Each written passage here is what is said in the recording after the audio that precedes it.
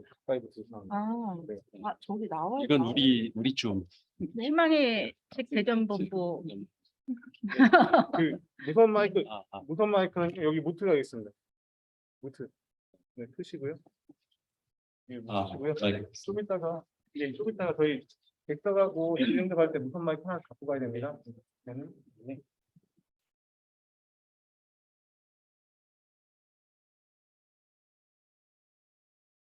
예, 안녕하십니까. 희망의 책 대전본부하고 평생교육진흥원이 함께 진행하는 가을 북토크 시작하겠습니다. 오늘이 두 번째인데요. 오늘은 오세란 작가님을 모시고 기묘하고 아름다운 청소년 문학의 세계 촬영 준비되셨나요? 잠시만요. 저희가 사인 드리겠습니다. 네. 좀 이따 인터 다시 부탁드리겠습니다. 네. 작가님은 요거 갖다 한번 다시 예. 해주시죠. 네, 잘 나옵니다.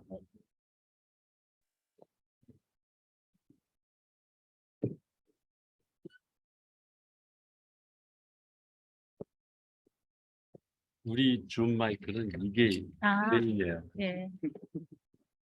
근데 이제 마이크를 통해서 들어가기를 기대하고. 네, 선생님 준비되었습니다. 자, 시작하겠습니다. 네. 모두들 5. 예, 안녕하세요. 저희 희망의 책 대전본부하고 대전 평생학습진흥원이 공동으로 주최하는 가을 북토크 시작하겠습니다. 오늘 두 번째 시간인데요. 오늘은 오세라는 작가님을 모시고 기묘하고 아름다운 청소년 문학의 세계에 대해서 같이 이야기를 나누도록 하겠습니다. 먼저 그 오세란 작가님을 잠깐 소개해드리면은 여러분 책 사실 보는 첫 페이지에 나와 있는데요. 대학에서 심리학 공부하시고 대학원에서 한국 청소년 소설 연구로 이제 박사 학위를 받으셨습니다. 그리고 2002년부터 어린이 도서연구회에서 활동하셨고 2007년 역사를 소재로 한 어린이 문학 새롭게 읽기 그리고 또 칠은비 어린이 신인 평론상을 받으면서 평론 활동 시작했고요. 현재 칠은비 어린이 편집위원으로 계시면서 충남대, 청주교대, 공주교대 등의 출간도 하고 계시고요. 여러 가지 책을 내셨는데요. 청소년 문학의 정체성을 묻다, 그리고 한국 청소년 소설 연구, 권정생의 삶과 문학, 그리고 이원수와 한국 아동문학, 그리고 한국 아동 청소년 문학 장르로 교사를 위한 문학 원작품 읽기 이런 책들이 있고요. 최근에 이제 오늘 다룰 기묘하고 아름다운 청소년 문학의 세계 이 책을 쓰셨습니다. 그 양력에서 보시면 아시겠지만 오랫동안 청소년 문학에 대해서 깊이 있게 연구하시고 앞으로 사실 청소년 문학이라는 게 우리나라 미래를 젊은 청소년들이 어떤 책을 읽느냐 그리고 어떻게 책을 읽느냐가 결국 우리나라 미래를 결정하는 거기 때문에 되게 중요한 문학의 장르이죠. 그래서 이 부분에 대해서 오늘 깊이 있는 이야기 나누도록 하겠습니다. 오세란 작가님 질문입니다.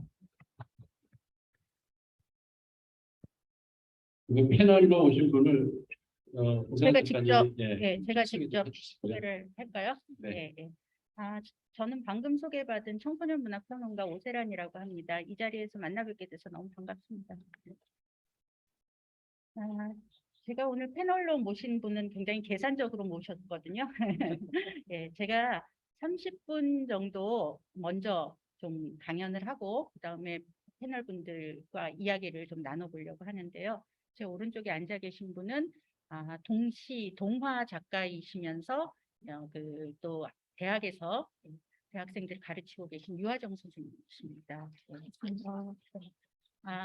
동화 동시가 청소년 문학과 인접 장르이기 때문에 어떻게 연결이 되는지 하고 제가 여기에 다 담지 못한 장르가 청소년 시라는 장르거든요. 네. 근데 최근에 청소년 시집이 많이 나와 있기 때문에 이제 동시나 청소년 시를 잘 아시는 패널을 제가 모셨습니다. 네. 제 왼쪽에 제가 무슨 양쪽에 저인 것 같은데. 좌청룡인데. 그러니까요. 제가 믿을 사람이라고는 두 분밖에 대신할 수 없어서. 예. 그 왼쪽에 계신 분은 지금 SF 동화를 쓰고 계신 정재은 작가님이세요. 그래서 저보다 사실은 두 분이 다음에 또 이렇게 작가와의 만남을 하셔야 되는 분들이거든요. 저는 정확하게는 작가가 아니고 평론가라서 작품을 소개하는 사람이기 때문에. 예. 왼쪽에는 SF 동화 작가를 선생님이신데요. 제가 얘기하는 이제 청소년 문학 안에는 이 SF에 관련된 것들도 많이 있어서 뭐 그것뿐만이 아니고 뭐 다채로운 얘기를 해주실 거라 기대하고 있습니다. 네. 그리고 예, 예, 저기 끝에 예. 가신 분은 예. 뭐 여러분이 되게 낯익을 거예요. 특히 제 페이스북에 보면 매주 개족사를 돌거든요. 그때 맨 앞에서 사진 찍기 때문에 카메라 든 사람 그 얼굴이 크게 나오잖아요. 그 저 뒤에 있는 사람 조그맣게 나오고 그 주인공이시고요. 그리고 우리 희망일주 개정본부에서 몇 년 전부터 지금 계속 진행하고 있는 이 더당토 북토크라고 합니다. 이 북토크의 이름이 그래서 더당토 북토크의 고정 패널입니다. 박주환 이사님입니다. 자, 그러면 먼저 오세환 작가님으로부터 이 책에 대해서 전반적으로 이야기를 먼저 듣고 우리 패널들하고 그 질의응답을 한 다음에 우리 안중에서도 질문 있으시면 받도록 같이 편안하게 저녁 시간을 책과 함께 보내는 시간 갖도록 하겠습니다. 먼저 오세환 작가님. 예, 네. 예.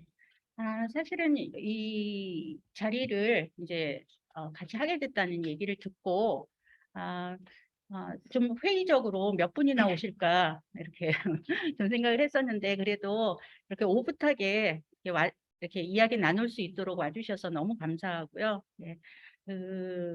제가 이 자리를 같이 나누게 된 거는 뭐 딴 뜻이라기보다는 우리가 같이 살아가는 청소년에 대해서 우리가 다시 한번은 좀 이야기할 기회가 좀 필요하지 않은가 싶어서 오늘 이 자리에 이렇게 오게 됐습니다. 청소년 문학의 세계라는 제목으로 제가 이제 강연을 한 30분 정도 혼자 떠들려고 하는데요. 네. 제가 조금 당황스러웠던 것 중에 하나가 이 강연이라는 게 한 1시간 반에서 2시간 동안 이제 제 시간을 만드는 거잖아요. 근데 오늘은 또 특별히 이거를 방송으로 하신다고 해서 그렇다면은 이게 나중에 누군가가 보실 텐데 이게 보실 때는 그 30분이라는 시간이 어떻게 보면 되게 긴 시간이 될 수도 있거든요. 여러분 잘 아시겠지만 요즘에는 뭐 몇십 초짜리 틱톡 같은 걸 보는 세상이기 때문에 청소년들이 그래서 뭐 10분 넘어가는 동영상 이런 것들은 정말 재밌지 않으면 중간에 끄거든요. 그래서 제가 이거를 30분 동안 끝까지 볼 수 있도록 하기 위해서는 좀 키워드로 풀어봐야 되겠다라는 생각이 들었어요. 그러면은 키워드 5개 정도로 풀면 5분에 하나씩 청소년 문학에 대해서 얘기할 수 있으니까 30분짜리로도 가능하고 또 그 키워드를 가지고 나중에 얘기도 할 수 있겠다라는 생각이 들어서 해시태그 5개로 풀어보는 청소년 문학이라고 그 제목을 잡아봤고요. 지금부터 해시태그 5개를 좀 말씀드리려고 합니다. 먼저 저를 잘 모르시는 분들이 계실 것이 분명하기 때문에 제 이름을 크게 여기다 써놨고요. 그리고 제가 가장 대표적으로 청소년 문학 관련해서 낸 평론집 2권을 여기다 올려놨는데요. 여기다 이렇게 올려놓은 이유는 2가지예요. 이 청소년 문학이라는 이 2권의 책이 공통점이 하나 있고 차이점이 하나 있어요. 공통점은 뭐냐면은 둘 다 청소년 문학이라는 그 단어가 들어가 있다는 거거든요. 그래서 청소년 문학이라는 단어가 들어 있는데 왼쪽에 있는 그 초록색 책은 2015년에 나온 책이고요. 노란색 책은 2021년 작년 말에 나온 책이에요. 그래서 7년 정도의 차이가 있어요. 근데 7년 동안 차이가 있느니만큼 그 사이에 청소년 문학에 대한 여러 가지 사회적인 시선이나 인지도도 많이 달라졌거든요. 그래서 그 얘기를 조금 드려야 될 것 같아요. 2015년에 초록색 책의 제목이 청소년 문학의 정체성을 묻다 하잖아요. 이거는 다들 정체성을 물으셔서 이렇게 제목을 붙인 거였거든요. 청소년 문학이 무엇이냐 이렇게 묻는 분들이 그 당시에 굉장히 많으셨고요. 그리고 청소년 문학 책 좀 읽으시는 분들이 더 청소년 문학과 일반 문학 그거 같이 구분할 필요가 있어요? 이런 질문도 굉장히 많이 하셨던 때예요. 2015년이. 그래서 청소년 문학과 일반 문학의 좀 변별점을 세우기 위한 작업이 이 2015년의 작업이었어요. 그만큼 많은 분들이 모르셨다는 거죠. 예.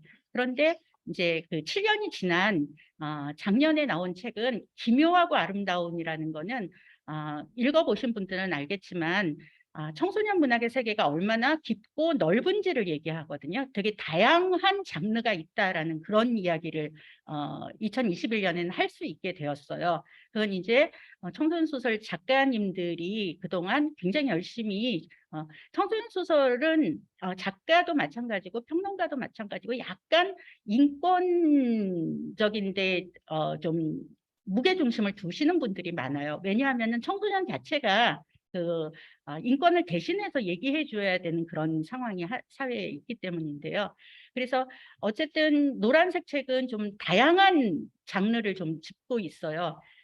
그래서 그 덕은 여러분들이 뭐 들으시면 알겠지만 완득이라든지 아몬드라든지 올해 이제 굉장히 많이 읽히고 있는 뭐 순례주택이라든지 전부 청소년 소설들인데 이런 청소년 소설들을 이제 일반 그 성인들이나 선생님들이나 청소년들이 실제 이제 이 책이 청소년 소설이구나를 알게 된 것이 이 7년 사이에 일어난 일이기 때문에 제가 이 책 2권의 시차를 좀 설명을 해드렸어요. 그렇다면 오늘은 이 청소년 문학에 대해서 가장 기본적인 정의부터 시작해서 현재 어떻게 청소년 문학이 경향이 어떠한지까지 5개의 키워드로 좀 말씀을 드리려고 합니다.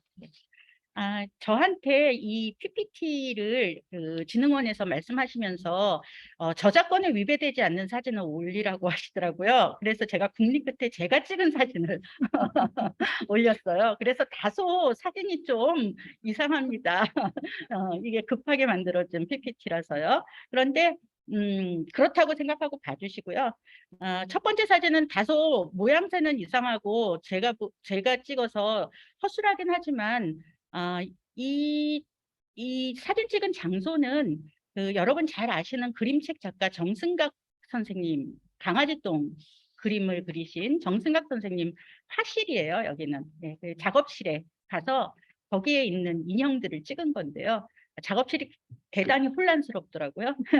그래서 그 중에서 이게 토기로 만들어진 인형들이 많아서 찍었는데요. 여기에 제가 키워드로 당사자성이라는 말을 썼어요. 당사자성은 조금 이따가 설명을 드리겠지만 우리는 똑같이 생긴 사람이 아무도 없잖아요. 예, 어른도 마찬가지고 청소년도 마찬가지고요. 그리고 다들 태어날 때 생일도 각각 여기 같은 사람도 있겠지만 그래도 생일부터 성장기 그리고 또 뭐 외모 이런 것들이 우리 다 다르거든요. 그런데 하나의 세대로 이렇게 취급이 되고 있어요. 그래서 이 인형은 우리 개별성을 얘기하기 위해서 이 사진을 넣었습니다. 그리고 이것도 역시 제가 찍은 사진인데요. 예, 이 사진은 이번 여름에 그 여수 근처에서 찍은 사진인데 여기는 섬과 섬을 잇는 이 다리가 놓여 있고 이 양쪽은 바다예요. 그래서 간조 시간에만 들어갈 수 있고 만조 시간에는 들어갈 수 없는 그런 다리거든요. 여기가. 그런데 제가 드리고 싶은 말씀은 청소년기를 흔히 그 과도기라고들 이야기를 해요. 그래서 아동기와 성인기 사이에 있다라고 얘기들을 하고요. 그리고 이것처럼 어떤 땅과 땅을 연결해 놓는 다리처럼 어떤 과도기라고 이렇게 얘기들을 하시는데 청소년이 시기가 아동기와 그 성인기 사이에 있는 과도기라는 얘기는 이 다리처럼 다리에 집 짓는 사람 없잖아요. 다리에 사시는 분 계신가요? 다리에 사는 사람은 없거든요. 네. 여기에 밑에는 있어. 다리 밑에 아, 외국이에요? 거지들. 그렇죠. 굉장히 이게 뭐랄까 지부 형태가 아니기 때문에 정주하는 곳이 아니란 말이에요. 그런데 청소년기를 이렇게 사이의 존재, 과도기라고 하는 것이 과연 합당한가? 그런 질문을 드리고 싶어요. 제가 드리고 싶은 말씀 중에 하나는 청소년 소설은 다른 문법을 가진 것이 아니고 청소년 인물을 등장시켜서 청소년 독자를 위해 쓴 문학이에요. 일반 소설하고 똑같고, 예, 동화하고도 비슷하죠. 형태는 서사 문학이기 때문에. 예. 그런데 이렇게 청소년 문학이 지난 7년 동안 좀 이렇게 활발해진 이유 중에 하나는 제가 생각하기에는 최근 사회에서 당사자성이란 말이 굉장히 중요해졌거든요. 아마 언뜻 들으셨을 거예요. 최근에 나온 영화나 드라마 같은 거 보시면은 예전에는 비장애인 배우가 장애인 역할을 했었거든요. 근데 최근에 몇몇 드라마에서 장애인이 본인의 장애와 관련된 연기를 하기 시작했어요.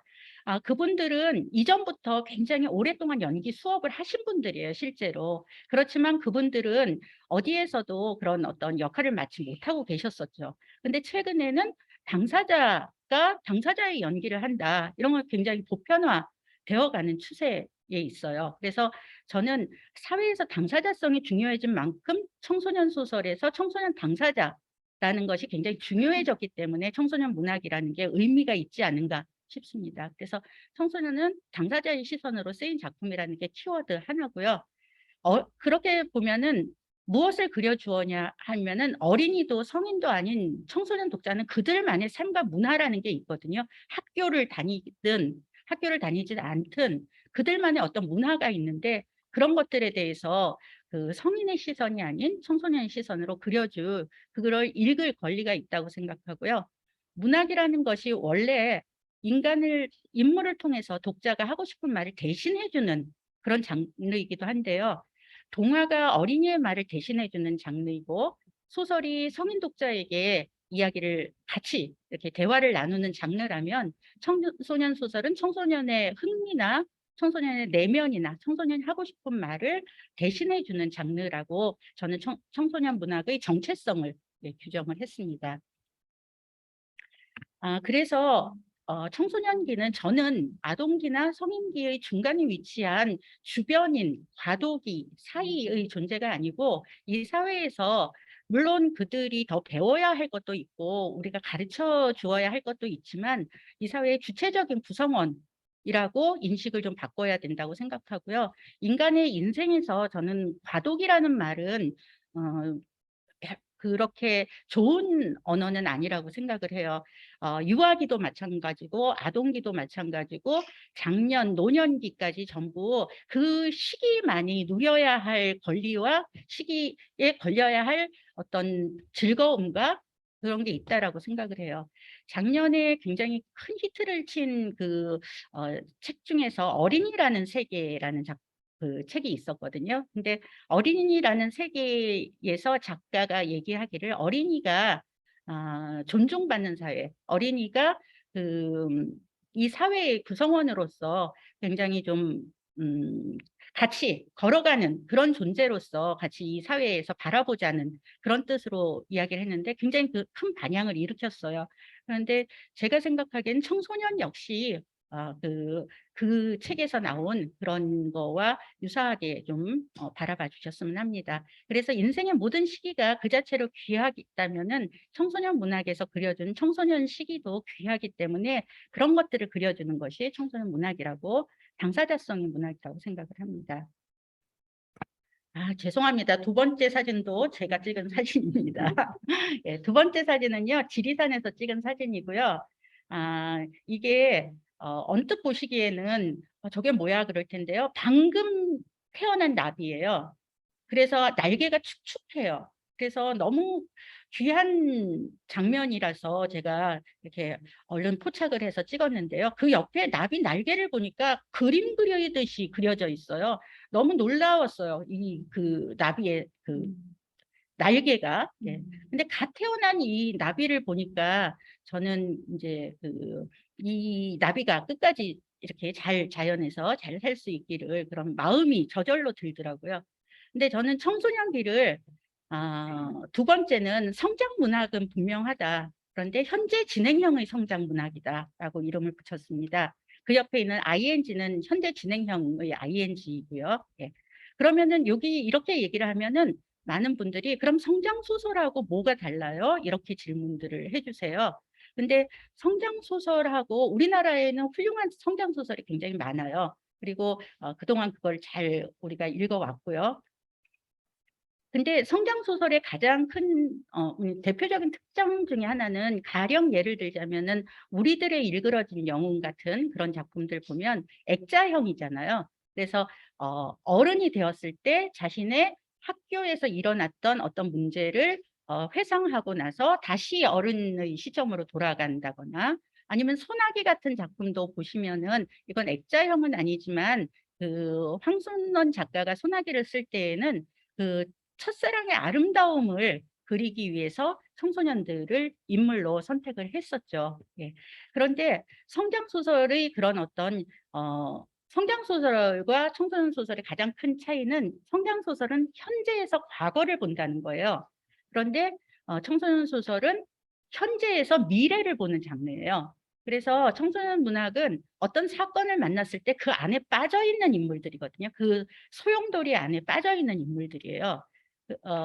그러면 굉장히 시선이 달라지거든요. 같은 사건이더라도. 여러분 가령 예를 들어서 집이 망했다고 생각해 보세요. 집이 망하면 굉장히 괴롭겠죠. 지금 막 여러 문제가 난관이 기다리고 있겠죠.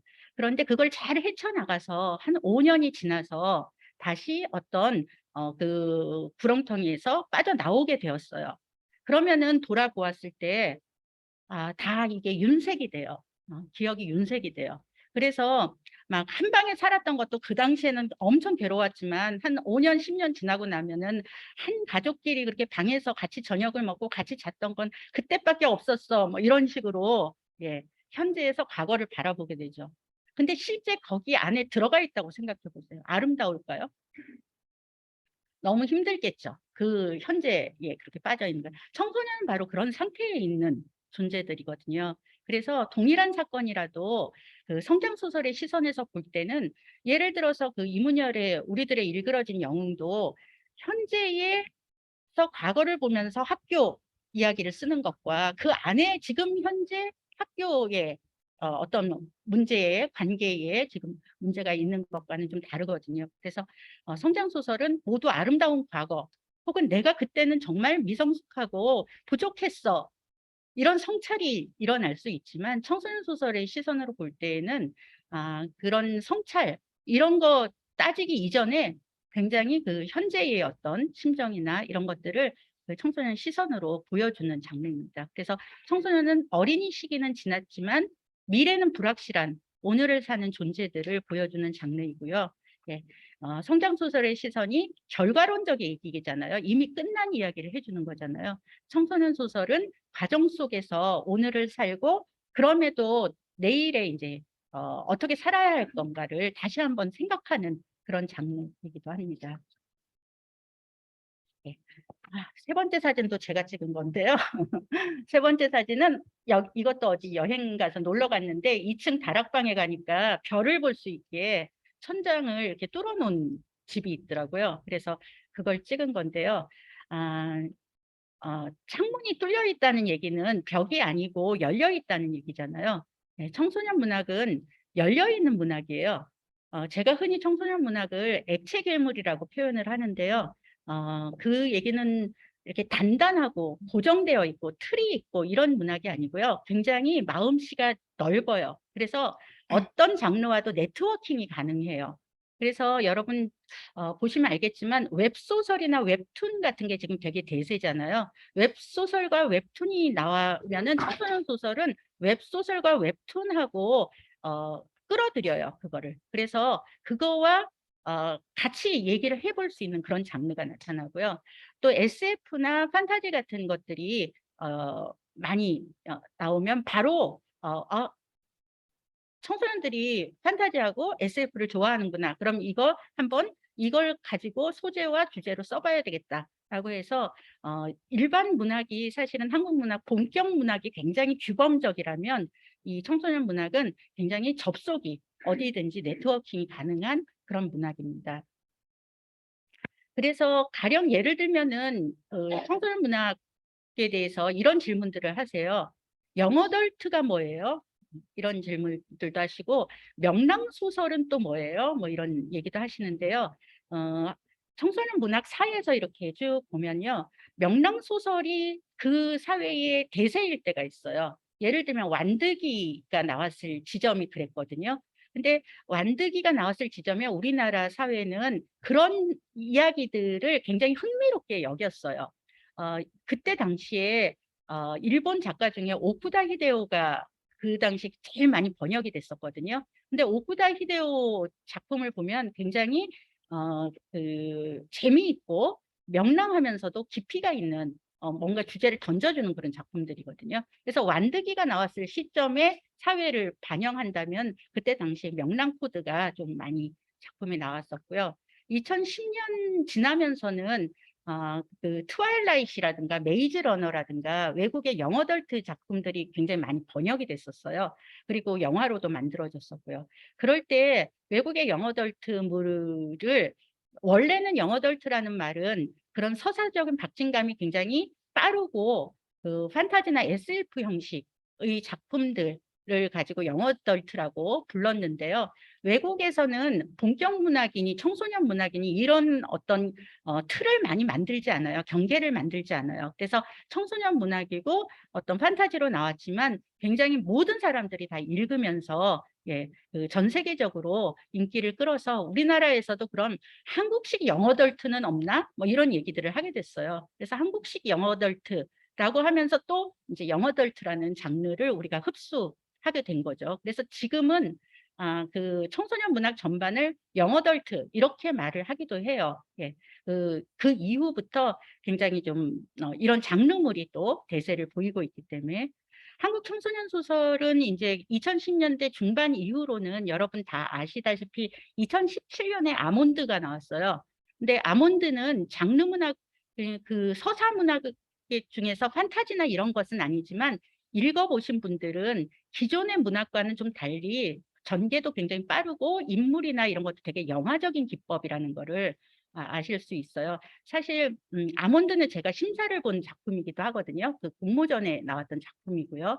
그런데 굉장히 그 색다른 기법으로 쓰여 있어서 청소년 문학의 또 다른 한도를 끌어갈 수 있겠다라는 판단이 들었었고요.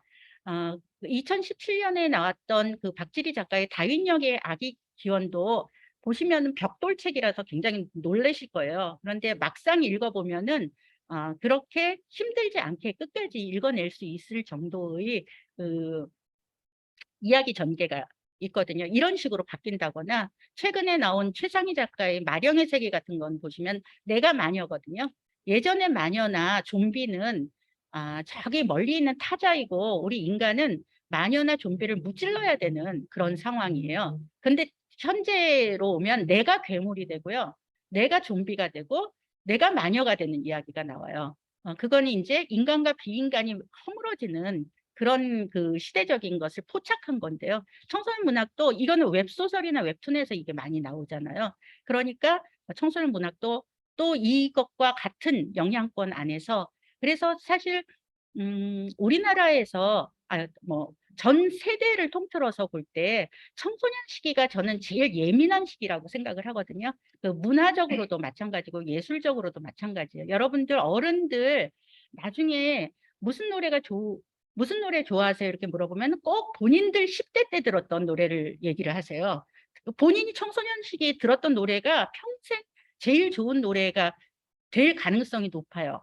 그게 제일 예민한 시기에 그 감동적으로 정서적으로 그 어떤 그 교감을 주었던 음악이기 때문에 그렇거든요. 그래서 청소년 문학 같은 경우는 이 청소년 시기에 그 예민한 시선으로 다양한 사회 문화와 접속해 가면서 세계를 열어나가는 열린 문학이고 그 굉장히 포용력 있는 그래서 지평을 계속 넓혀가고 있는 문학이라고 말씀드리겠습니다.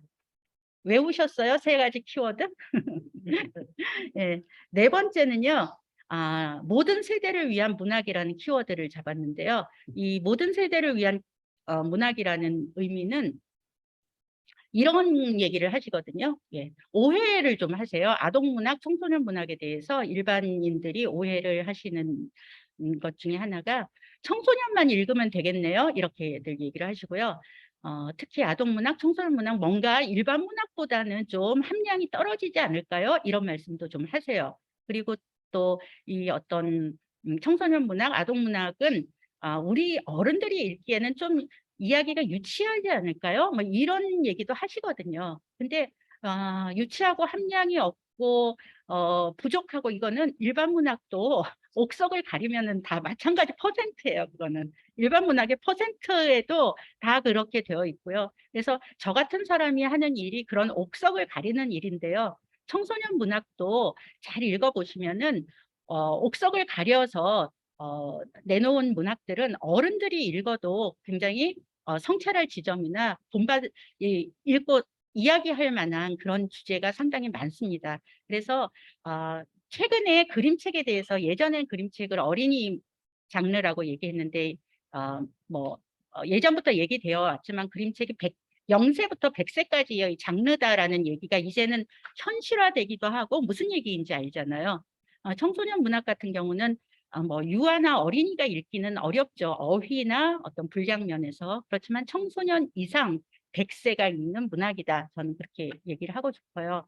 최근에 나온 알로아 나의 엄마들 이금희 작가 작품 같은 경우는 사진 신부가 된 청소년 100년 전에 버드리가 하와이로 이주해서 이제 겪게 되는 이야기이고 이 사진 신부는 그때 당시만 있었던 게 아니고 지금 지난 몇십 년간 이 동남아에서도 계속 일어나고 있는 일들이에요. 그래서 그들도 다 사진 신부들이고 그들도 다 청소년 시기에 결혼을 하게 되는 그런 성찰 지점을 지금도 주거든요. 그래서 이게 이제 하와이의 카네이션 농장을 하게 되는 그런 생애사라서 이 작품은 미국 사람들이 읽고 이건 미국의 이민사로도 그게 가치가 있어서 미국에 출간 예정이에요. 그게 영문판으로도 나오게 되고 또 이걸 읽은 뮤지컬 제작자가 굉장히 이거는 뮤지컬로 한번 만들어 보면 좋겠다. 그래서 이거 뮤지컬로 만들어져서 11월 달에 세종문화회관에서 공연 예정이거든요.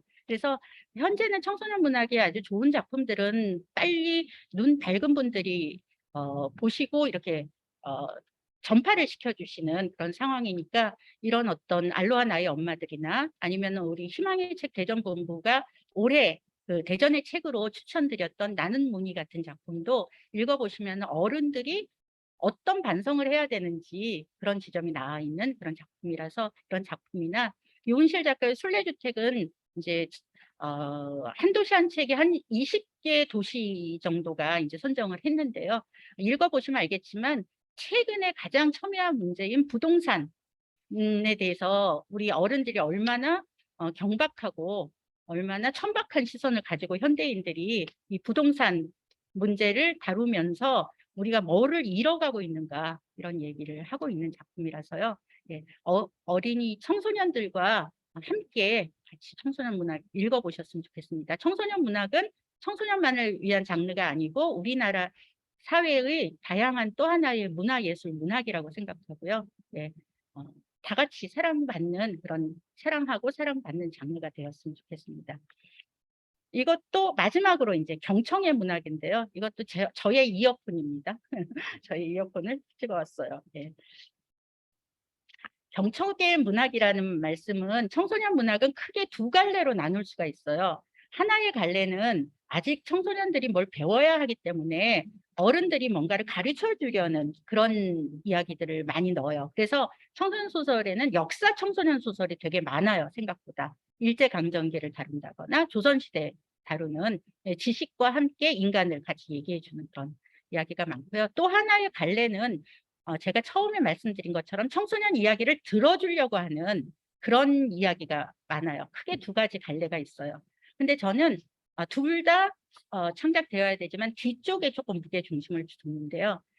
사회의 구성원으로서 청소년이 저희 수직적인 소통이 아니고 수평적인 의사소통이 되어야 한다고 생각을 합니다. 그 한나 아렌트라는 독일 철학자가 이 본인은 철학자라고 부르지 말라고 했는데 철학자 맞죠? 한나 아렌트가 인간이 자신의 생각을 말로 드러나는 행위를 계시하다라는 동사로 표현을 했는데 사실은 말을 하지 않으면은 그것의 정체가 불분명하거든요. 그리고 인간이 자신의 생각을 드러내서 나는 이렇다라고 말을 할 때 비로소 인격을 가지게 된다라고 얘기를 했어요. 저는 청소년 문학이 청소년 문학으로서 자리 잡을 때 청소년 문학의 인격이 생긴다고 생각을 합니다. 그래서 청소년이 주체가 돼서 스스로의 생각을 말로 드러내는 그런 것이 청소년 문학 장르이기 때문에 그런 것들을 어른들이 청소년 소설 속 인물들의 작은 소리에 귀를 좀 기울여 주셔야 한다고 생각을 합니다. 여러분들은 이 작은 소리가 들리시나요? 잘 안 들리시죠?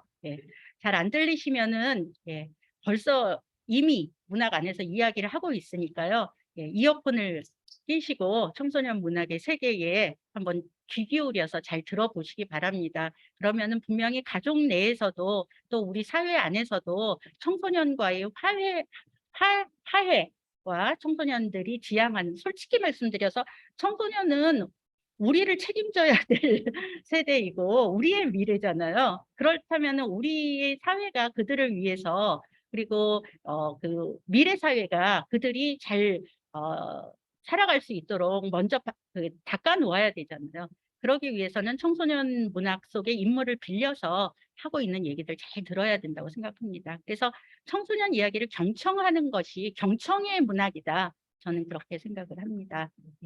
그래서 마지막으로 드리고 싶은 말씀은 청소년 문학을 포함해서 여기 이 책은 답이다. 이것도 제가 찍은 사진인데요. 이거는 원주의 터득골이라고 하는 독립서점이 있어요. 그래서 그 원주 터득골에 가니까 이 책상에 이게 놓여 있더라고요. 그래서 제가 찍었는데요. 청소년 문학을 포함해서 올 가을에 책을 밥으로 삼아서 그 좋은 가을을 보내시기를 바랍니다. 오늘 여기까지 일단 강연을 하도록 하겠습니다. 예, 그렇습니다. 저희 집 책상에, 그러니까 밥상에는 밥은 책이다라고 써 있습니다. 근데 저는 이 책 읽으면서 특히 이제 첫 번째 키워드 당사자성 그러니까 단어를 생각하면서 이 청소년 소설을 누가 쓰느냐. 작가 어른들이 쓰잖아요. 청소년은 막상 소설을 안 쓰고 그게 자꾸 이렇게 의문이 가는 거예요. 이 양쪽 분들이 창작자시니까요. 아마 얘기해 주실 수 있을 거예요. 저도 그거에 대해서 굉장히 중요한 말씀이거든요. 빌린다는 건데 목소리를 듣겠다는 얘기인데 사실은 자기 말을 할 수도 있잖아요, 작가가. 그렇죠. 그러니까 굉장히 중요한 거를 말씀해 주신 것 같아요. 그래서 두 작가님들도 발표는 안 하셨지만 패널로 질문하실 건데 답변을 좀 해주시면 좋겠어요. 그 청소년이 안 쓴다고 생각하시는 건 오해이신 것 같아요. 지금 제가 이제 강연을 나가보면 현재 청소년들은 엄청 열심히 쓰고 있습니다. 그런데 이제 그것이 어떻게 발표가 되고, 장르 구분이 이제 웹소설이라든지 뭐 웹툰 형식이라든지 시라든지 여러 방향성을 두고 관례를 쓰고 있더라고요. 그래서 제가 가면은 너무 적극적이게 질문이 들어오기도 하거든요. 그래서 같은 작가라서 반갑다면 아주 적극적인 독자가 아닌 창작자가 되려고 하는 경향이 있죠. 현재 청소년들은. 그렇죠. 근데 이제 저희는 어른이라는 이름으로 이제 청소년의 마음을 좀 들여다보려고 하는 거고요. 좀 약간은 좀 그래도 떨어져 있으니까 객관화되기도 하죠. 청소년들은 그 시기에도 그들의 정서를 녹일 수 있으니까 또래들이 읽었을 때 더 공감 능력이 생길 수 있는 그런 각각의 장점이 있지 않을까 생각합니다. 그런 뭐 실제 사례가 있나요? 그러니까 청소년이 그 연령대에, 그러니까 실제 작가가 청소년 문학 소설이나 시나 책을 써서 고등학교 때 청소년 소설 쓰신 분들도 계세요. 그 장단점이 있는데 사실은 고등학교 때 그러니까 예고죠. 말하자면은 이제 소설을 쓰고자 하는 경우는 두 갈래가 있는데요. 어른의 문학을 모방하는 경우가 있어요. 어른의 시나 어른의 문학을 모방하는 경우가 있고 또 하나의 경우는 이제 내 얘기를 쓰겠다. 네. 예, 그런 경우가 있고요. 예. 근데 그들이 각각 뭐 일반 문학 작가가 돼도 좋은 거고요. 커서. 근데 현재는 청소년 문학의 그 작가층이 굉장히 낮아지고 있기도 하거든요. 예, 연령이. 예. 왜냐하면은 지금 말씀하신 것처럼 웹툰이나 웹소설은 아무래도 젊은 작가들이 훨씬 더 가능성이 있기 때문에 그래서 아마 미래가 되면은 그들이 그 청소년 문학이 청소년 때의 연령대가 쓸 수 있는 가능성이 있지 않을까? 라는 생각도 조금 드는데요. 네, 저는 SF 동화를 주로 쓰는 사람이에요. 그래서 네, 기묘하고 아름다운 청소년 문학의 세계를 오세란 선생님 쓰셔서 되게 질투도 많이 났어요. 동화의 세계도 기묘하고 아름다운데 라고 생각을 했었는데요. 자, 어쨌든 저는 SF를 주로 쓰는 사람으로서 그러면 SF 문학에는 당사자성이 있는가를 물어보신다면 굉장히 당황스러울 수 있는데 왜냐하면 요새 SF의 주인공은 로봇, 안드로이드, 외계인, 인간이 아니야. 각종 기계, 심지어는 형태가 없는 인공지능들도 주인공이 되고 있습니다. 그들의 당사자성 없이 너 작가는 그거를 어떻게 알고 쓰는 것이냐라고 물어볼 수도 있을 텐데요.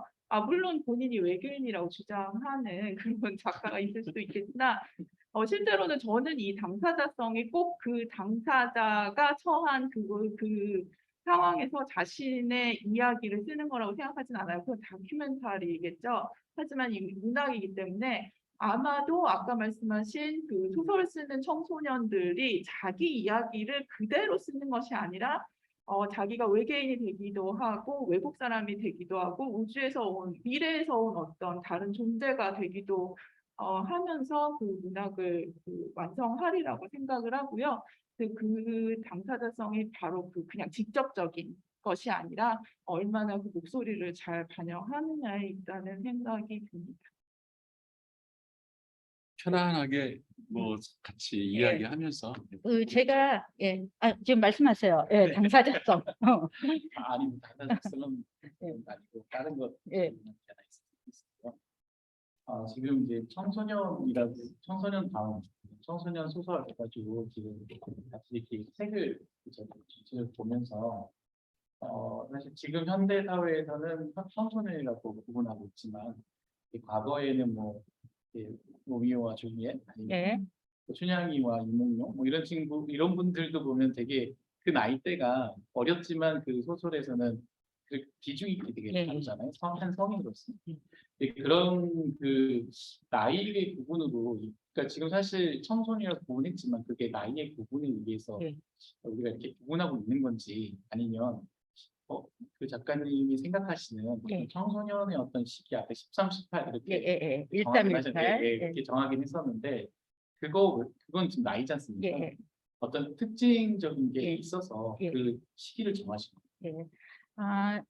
제가 사실은 아까 그 사회자님이 말씀하셨지만 한국 청소년 소설 연구라는 박사 논문을 썼어요. 근데 그 논문은 국회 전자도서관에 가시면 그냥 내려받아서 읽으실 수 있습니다. 예, 그냥 전문이 다 떠 있는데요. 거기에 일장이 이제 청소년을 이렇게 나이 규정이 다 다르다는 거예요. 사실은 형법, 민법 뭐 이런 것들에서 그게 다 다르고요. 사실은 그래서 그거는 큰 의미가 없어요. 사실은 나이는. 근데 제일 중요한 것은 지금 굉장히 좋은 말씀 해주신 게 근대 이전은 청소년기, 아동기에 대한 규범이 우리하고 달랐거든요. 지금 현재 우리가 사는 현대인하고 달랐거든요. 근데 근대 사회가 되면서 이제 어린이와 어른을 구별을 하기 시작했어요. 근데 거기에서는 청소년은 없었어요. 그냥 아이 아니면 어른이었거든요. 그래서 재미있는 게 여러분 보시면은 청소년은요. 평소에는 막 굉장히 보호받는 것 같아요. 굉장히 그 어린이하고 비슷한 보호의 존재예요. 그런데 집안이 어려워지거나 이 집안이 이제 어떤 그 경제적인 상황이나 이렇게 되면은 어른과 동등하게 경제적 가장이 되기도 하고 그래서 이쪽으로 갔다가 저쪽으로 갔다가 하는 그런 존재이기도 해요. 청소년은. 예, 그런데 지금은 이제 계층별로 어떤 경우는 굉장히 보호의 존재 안에 속해 있는 게 이제 일반적인.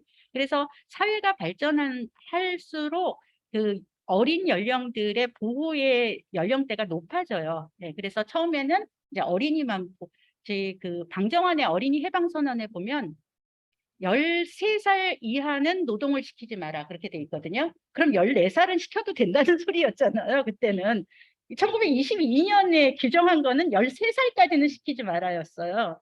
근데 우리는 지금은 고등학교 졸업할 때까지는 좀 공부를 열심히 해라 이런 적이잖아요. 그래서 보호의 나이는 점점 올라가게 되는데요. 이제 언제라도 다시 노동 현장에 갈 수 있는 그런 나이이기도 해서 청소년이라는 규정 자체가 그리고 현재는 또 청년기가 달라졌어요. 개념이.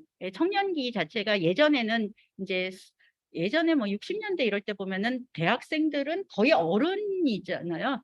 그런데 지금은 뭐 저도 대학생들하고 만나지만 대학생들 보면 되게 귀엽거든요. 거의 뭐 애기들 같고 그렇거든요. 근데 청년기의 개념도 좀 사회에 따라서 달라지기 때문에 청소년과 청년기의 그 경계도 되게 흐려졌어요. 네, 그래서 아마 이전의 생각을 하시면은 지금 청소년 문학에 있던 그 청소년기 이런 거가 조금 거리가 있게 느껴질 수도 있을 것 같아요. 뭐예요? 창업하는 거 도와줄 때 그러니까 청년 창업의 그 나이 기준이 39살. 그리고 교회 가도 그 청년부가 40살 안 넘으면 맞아요. 청년부죠. 맞아요. 네. 제가 한 가지 저 궁금한 게 저도 청소년 문학을 쓸 수 있나? 청소년은 67세예요. 많이들 쓰세요. 많이들 쓰셔요. 할아버지도 쓸 수 있나? 제가 심사를 많이 보잖아요. 예. 청소년 문학상 심사를 보면요. 한 3분의 1 정도는 그 나이 든 남자분들이 응모를 하세요. 그런데 저도 해봐야 되겠네요. 그런데 그 당선되기가 매우 어렵습니다. 참고로 시랑 청소년 시도 나이 든 남자분들 많이 계십니다. 그래요? 네. 또 궁금한 게 우리 두 작가님은 청소년기, 그러니까 우리가 일반적으로 청소년기라고 할 때는 티네이저, 그죠? 네, 그러니까 10대, 20살 넘어가면 이제 성인식을 하니까 그때를 이제 보통 청소년기 이렇게 얘기를 하는데 그때 그 작품을 쓰셨는지. 선생님 먼저. 청소년기에 어떻게 사셨는지. 네, 저 청소년기 작품 거의 안 썼습니다. 저 자연계 학생이었어요. 이과 이과라도 저기 시에서 장원을 하셨다는 제가 첩보를 네, 그때요? 고등학교 때였죠. 네, 네. 고등학교 때 제 100일장 하는데 빨리 쓰고 나가서 놀려고 시를 써서 냈는데 이제 그게 장원이 장원. 네, 근데 그게 유일한. 아니 왜 그 질문 드렸냐면 우리 저기 논산의 양지 서당에서 학생들이 왔거든요. 네네. 그래서 우리 학생들도 글 쓰는 용기를 갖게 하려면 우리 작가님들이 충분히 그 나이에도 시 쓸 수 있고 에세이도 쓸 수 있다 이렇게 좀 그럼요. 용기를 주셨으면 좋겠어요. 네네. 저는 시를 되게 잘 쓰는 것처럼 들릴 수 있지만 저는 3학년 때부터 초등학교 노트가 있어요. 3학년 때? 네, 초등학교 3학년 때. 네, 그래서 저는 그 시를 쓰게 된 첫 계기가 제 별명이 꽃돼지였어요. 근데 아닌데. 그냥 돼지. 그냥 되게요. 웃으면 안 네네. 되는데. 아니요, 괜찮습니다. 실컷 드세요. 꽃 그냥. 네, 감사합니다. 네. 근데 이제 저는 그 별명이 그때는 너무 싫었던 거예요. 아마 이제 사춘기에 들어갈 무렵이었던 것 같기도 하고. 그래서 그런 것들을 제 노트에 쓰기 시작했는데 나중에 이제 중학교 때 보니까 그게 동시 같이 읽히더라고요. 네. 그래서 계속 썼던 것 같아요. 뭐 간헐적이건 친구랑 같이 이렇게 주고받건 짧고 자기 마음을 잘 드러낼 수 있는 장르이기도 해서 되게 쓰기가 좋았어요. 지금 뭐 선생님도 뭐 시로 뭐 발로 썼는데 자원이라고 하셨잖아요. 그냥 쓰시면 됩니다. 우리 학생들 들었죠? 네. 아까 제가 쓰세요. 드리고 싶은 얘기는 아무 글이나 쓰면 되는데 그게 이제 본인 눈에 안 찰 수 있을 것 같아요. 왜냐하면 그것은 이미 어른 작가들이 쓴 것과 비교를 하게 되면 그럴 수 있을 것 같은데 그러지 마시고 그냥 나름대로 하다 보면 예, 그것이 작품이라는 생각이 듭니다. 저도 드리고 싶은 말씀 중에 하나가 저도 청소년들하고 만나서 이게 청소년 소설을 같이 읽고 그들의 독후감을 받아서 같이 얘기도 하고 그러거든요. 근데 그 어른들이 착각하시는 것 중에 하나가 어른들이 굉장히 본인들이 문해력이 높다고 생각을 하세요. 그러니까 본인들이 그 눈높이가 높고 어린 청소년은 굉장히 우리보다 낮을 거다라고 생각하는데 청소년 시기가 제일 책을 많이 읽는 시기고요. 어른들 1년에 한 권도 안 읽거든요. 예, 그러니까 어른들보다 못하다 이렇게 생각하실 필요가 없고 지금 제일 그 어떤 문화나 예술에 가까이가 있다라고 생각을 하시는 게 청소년들이 그런 걸 좀 알고 계셨으면 좋겠어요. 어른들이 생각보다 책도 안 읽고 이해력도 낮다는 거를 좀 폭로합니다. 어떨 때는 친구들이 쓰는 작품들이 정말 놀랄 때가 있거든요. 그렇죠. 특히 네. 어린이 시나. 그 당시의 마음을 오롯이 전했기 때문에 그 진정성이라는 게 있습니다, 시에서. 그래서 그런 마음들을 모방을 하되 자기만의 기법으로 마음을 좀 담아내시면 훨씬 좋은 작품들이 나오지 않을까 생각이 드네요. 네. 네, 아주 좋은 말씀이십니다. 저는 또 궁금한 게 저는 궁금증이 많아요. 네. 궁금한 게 왜 요새 그 웹툰 소설 그리고 이제 그러니까 블로그에다가 글 올리는 게 또 이렇게 독자들이 많이 호응이 있어가지고 거기서 인기를 얻은 작가. 그러니까 그 사람은 뭐 책을 내려고 한 게 아니라 그냥 거기서 글을 쓰다 보니까는 독자가 생겨가지고 자기가 소설을 끌고 나와가지고 그 유명해진 사람이 우리 백독스에도 왔었거든요. 근데 이게 이제 그 쓰는 매체가 이제 좀 다양해진 거잖아요. 그러면 이게 매체별로 적합한 그 글 쓰는 어떤 장르랄까 이렇게 종류가 이렇게 달라지는 건지 아니면 그거와 상관없이 뭐 종이 매체하고 구분을 할 게 없다 뭐 이렇게 되는 건지 그게 좀 궁금하더라고요. 그러니까 매체의 특성이 글 쓰는데 나타나는가. 저는 평론하는 입장에서 봤을 때는 웹소설하고 비교를 해봤을 때요. 문학하고 웹소설하고 비교해 봤을 때, 그 기존의 그 문학의 시선으로 기존을 그렇게 잡으면 안 되거든요. 예. 그거는 웹소설의 문법이라든가 웹소설이 가고자 하는 의도나 이런 거는 기존 소설은 굉장히 묘사가 치밀하거나 그러면은 점수가 올라가요. 근데 웹소설에서 묘사가 치밀하면 안 읽어요. 예. 그러면은 묘사가 치밀하지 않아서 안 좋은 것인가? 그게 아니고 웹소설에서는 추구하는 바가 다르거든요. 예. 그래서 웹소설의 문법과 그 기존의 정통 문학의 문법이 일단 다르다라는 인식이 있어야 되고요. 네. 그리고 웹소설 같은 경우는 웹소설만이 가지고 있는 또 잘 읽히는 작품들은 그만의 매력과 그런 것들을 담아냈기 때문에 예. 그리고 또 특히 웹소설의 가장 큰 장점 중에 하나는 상호 소통이 가능한 거잖아요. 네. 예. 그래서 상호 소통은 작가에게는 매우 힘들 것 같기도 합니다, 사실은. 예.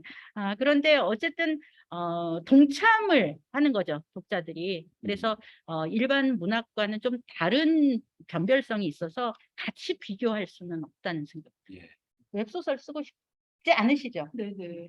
저도 마감이 너무 급한 것은 못 쓸 것 같습니다. 그리고 저 독자의 이야기를 너무 직접적으로 듣는 것은 두려움이 있어서요. 네, 각자 맞는 이제 또 그 적성이 있을 것 같아요. 저도 그 웹소설 그 분야 그쪽을 보면서 글을 쓰고 댓글을 통해서 상호 소통하는 그런 모양을 딱 보면서 느낀 게 뭐냐면 저도 지금 프로그램을 만들고 하는 그런 일들을 하는데 이 프로그램을 사실 예전에는 우리가 이렇게 만들면 이렇게 쓰면 됩니다 그냥 거의 전지전능하게 이렇게 제공을 했거든요. 근데 어느 순간부터 내가 이 제공하는 게 아니라 이렇게 살짝 만들어 놓고 기본 기능만 하는 거 만들어 놓고 한번 써보시죠 하고 이렇게 계속 그 말씀하시는 게 있어요. 네. 이건 불편합니다. 저건 불편합니다. 이러면 그거를 하나씩 같이 얘기해 가면서 고치면 기존에 내가 그 생각해서 내놓은 것은 상당히 쓰다가 이제 이건 나하고 안 맞네 하고 그냥 딱 외면 받을 때가 많은데 이렇게 자기하고 이렇게 소통했던 거는 이게 없어질 때까지 쓰시더라고요. 예. 그러니까 그런 거하고 비슷한 어떤 그 소설을 쓰는 참여형이 예. 아닌가? 그러면 오히려 그 애정이 있고 좀 그런 게 좀 다른 장르로 그러니까 예전 것은 일방향이었다면 이제 쌍방향의 어떤 소통의 그 방법이 아닐까 앞으로 더 발전할 수 있지 않을까 이런 생각을 좀 했었거든요. 예. 그래서 사실은 종이책 작가님들이 굉장히 지금 지금 굉장히 중요한 시기거든요. 예. 조금 말씀을 드리자면 아까 그게 변별이 있다 했잖아요. 종이책하고 웹소설은. 근데 제가 우려하는 지점 중에 하나는 소재나 이런 것들을 웹에서 나오는 소재를 종이책으로 갖고 가서 그 형태로 쓰시게 되면은 종이책 독자들의 기대를 또 못 만족시키는 그런 경우도 있거든요. 그래서 저는 그거를 작가들도 뚜렷이 구분해서 써야 된다고 생각하고요. 각각의 독자들의 만족시키려면은 장르에 따라 이제 좀 구별을 하셔야 될 것 같고, 시대가 아까 제가 이제 청소년 문학이 조금 더 활성화된 이유가 소통이 되는 문학이기 때문이라고 말씀드렸는데, 지금 이렇게 앞에 앉아 계시지만 예전에는 저 앞에 있는 사람이 무슨 얘기를 하는지, 또 이 앞에 있는 사람이 하는 얘기가 좀 많이 배운 사람이 먼저 이런 걸 공부한 사람일 테니까 잘 듣고 적어 가서 나도 필요한 거를 써야겠다 이렇게 얘기하셨지만, 요즘에는요 말하시는 걸 엄청 좋아하셔요. 그래서 같이 대화가 돼야 되는 거거든요, 사실 이런 자리는. 그리고 우리가 코로나 때문에 비대면으로 그렇게 오래 있다가 이렇게 대면이 됐을 때 이 자리를 얼마나 그리워했어요. 예, 그리워하는 게 바로 이게 소통이 되기 때문에 그리워했던 거거든요. 그래서 지금 혹시 뭐 조금 있다가 하시겠지만 미리 준비를 잘 해두셨다가요. 저한테도 소통을 많이 해주셨으면 좋겠습니다. 자유롭게 질문하셔도 돼요. 우리 학생도 질문해도 됩니다. 혹시 또 오늘 준비하신 우리 거, 패널, 예, 예, 오늘 제가 준비를 해오라고 준비를 해오라고 네. 해서 제가 준비한 부분을 267쪽을 한번 저희 같이 한번 보실까요? 책이 있으니까 또 책 다 있으신 것 같아요. 그래서 아쉬우니까요. 네, 여기가 이제 청소년 시에 대한 이야기를 조금 하시거든요. 67페이지인데요. 267페이지에 이제 중간 정도에 그러니까 두 번째 단락에서 한 넷째 줄 내려가시면 있는데요. 거기 제가 한번 읽어보겠습니다. 그 창비 청소년 시선은 그러한 시를 중심에 놓되 청소년기에 읽어 더 넓은 세계를 경험하고 정신이 고양될 수 있는 시, 청소년에게 말을 걸며 대화하는 시, 청소년의 마음속에서 들려오는 목소리에 귀를 기울이는 시들을 두루 수용하고자 한다. 이렇게 돼 있어요. 근데 제가 이제 이거를 직접 이제 그 창비 청소년 시리즈를 만드시기 전부터 이제 이런 이야기를 많이 들었고, 또 실제로 이제 2010년부터 더 빨강이라는 박승호 선생님의 시집부터 해서 또 김미희 선생님 예. 외계인에게 로션을 발라주다 뭐 그렇게 해서 계속 나오다가 청소년 시집 시리즈가 이제 2015년부터 본격적으로 나오면서 지금까지 활발하게 지금 계속 출간이 되고 있거든요. 근데 혹시 청소년 시집 읽어보신 분 있으실까요? 네, 저 관계자만 빼고 네, 저 선생님, 네. 네. 그래서 일반인들이 그리고 청소년 당사자이죠. 청소년 당사자인들도 당사자분들께서도 모르세요. 제가 교보문고에도 가면은 항상 그 청소년 시집이 어디 있나 이렇게 두리번거리는데요. 청소년 소설 분야에 맨 아래쪽에 꽂혀 있습니다. 그래서 제가 이제 말씀을 드리고 여기다가 좀 꼽아 달라 이렇게 부탁을 드려도 다시 또 원점으로 돌아가 있거든요. 그러니까 10년, 12년이 지금 지났는데도 이 청소년 시집의 정체성이 어디에 가 있나 하는 질문들을 저 자신에게도 해보고, 그러니까 저는 그 결론을 어떻게 냈냐면 시집이 나오는데 시인들은 정말 열심히 쓰시거든요. 네, 오은 시인도 이번에 이제 얼마 전에 마음의 일이라고 되게 좋아요. 그거 한번 읽어보시면 좋겠고요. 그랬는데 그렇게 나오고 있음에도 불구하고 전혀 인지를 못하고 있다는 것은 선생님들이 뭐 사서분들이나 현지에 계신 선생님들이 노력을 많이 하시지만 그 중간 단계가 좀 많이 생략되어 있지 않은 것 아닌가 하는 생각이 많이 들었어요. 그러니까 제도에 대한 이야기가 다시 또 원점으로 회귀하고 그러기는 하는데 그러니까 문해력의 차이, 중고등학교 이제 청소년이라는 이름으로 올라가 버리면 이제 입시에 얽매일 수밖에 없고 청소년 시가 너무 좋게 나와 있고 어른이 읽어도 너무 훌륭한 시들이 많이 있습니다. 근데 너무 아까운 거예요, 저는.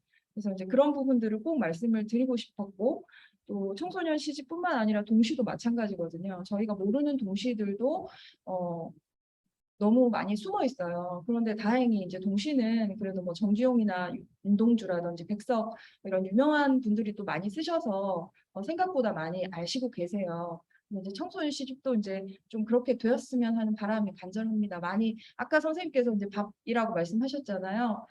저희가 밥을 엄마가 막 열심히 차려두고 김장해서 막 고기 찌고 막 이렇게 잡채하고 먹고 싶네요. 해놨는데 차려 나온지도 모르고 그냥 밖에서 그냥 컵라면 하나 먹는 거랑 똑같은 지금 현상이 일어나고 있다고 저는 생각을 하거든요. 그래서 저희 작가들이랑 뭐 출판사랑 이렇게 잘 차려 놓을 테니까 잘 찾아서 맛있게 얌얌 드셔주셨으면 좋겠다는 바람입니다. 네. 네. 청소년 시가 이제 언뜻 이게 동시는 그게 구분이 되어 있거든요. 동시는 어른 작가가 이제 그 어린이의 마음을 들여다보면서 어떤 어린이들이 읽기 쉬운 형태로 쓴 것을 동시, 아동시라고 한다면 어린이 시는 어린이들이 직접 쓴 시, 둘 다 좋거든요. 그렇게 장르 구분을 하고 있는데 청소년 시는 이거 명칭 자체가 지금 청소년이 쓴 시도 있고요. 청소년들을 위한 시도 청소년 시라고 불리고 있어요. 그래서 그 두 가지를 다 잘 읽어주시면 좋겠고 또 청소년 시가 많이 나가려면은 제 얘기는 그거예요. 교과서에 청소년 시를 실어주거나 청소년 그렇죠. 소설을 실어주면은 잘 팔릴 텐데요. 그게 훨씬 커집니다. 근데 네. 지금 한국 문학사의 어려운 그것도 알기는 알아야 되죠. 문학사니까. 근데 한국의 시문학사로 100% 교과서가 실려 있다던가 아니 그 박성호 선생님 시나 이런 거는 가끔 중학교 국어 교과서는 이제 그 출판사가 있으니까요. 예, 예, 실을 때도 있는데 그 활성화되어 있지 않죠. 저는 수능 지문에 한번 제출해야 청소년 돼요. 시와 청소년 소설이 지문으로 나오는 날 훨씬 활성화될 거라고 생각하고 그렇게 한도에는 그렇게 돼야 되지 않을까 저는 그렇게 생각해요. 네. 저는 그 독서 운동을 지금 20년째 하고 있으면서 저도 이제 지금 오늘 이 책 읽고 반성을 좀 했어요. 청소년 시라는 게 있는지조차 몰랐어요. 그렇죠. 네, 그러니까 아동시라는 거는 뭐 어렸을 때도 그 책에도 있고 뭐 그 유명한 시들도 있고 하니까는 그런 게 있나 보다 했었는데 청소년 시라는 장르가 있다는 얘기는 사실 처음 들었거든요. 그렇죠. 당사자들을 위한 시인데도 네. 이제 뭐 독자가 없는 그러니까 중간에 붕 떠 있는 그런 지금 상태인데도 불구하고 꾸준히 지금 출판하고 계시고 꾸준히 쓰시고 계시거든요, 시인들은. 그래서 그런 괴리감을 어떻게 극복해야 하나 이제 그런 부분들이 저희는 굉장히 숙제처럼 안고 있는 거죠. 네. 네. 내년에는 대전에서 청소년 시의회 시를 한번 다뤄서 네. 제가 북토크도 좀 해보고 네네. 마당을 깔아볼게요. 네. 그리고 저기 학생들 아마 이렇게 참여해서 무대를 논산으로 갈 수도 있습니다. 기다리고 계세요. 네, 또 우리 작가님 그 준비하신 패널. 네, 앞으로 할 일이 많으시겠네요. 왜냐면 청소년 얘기.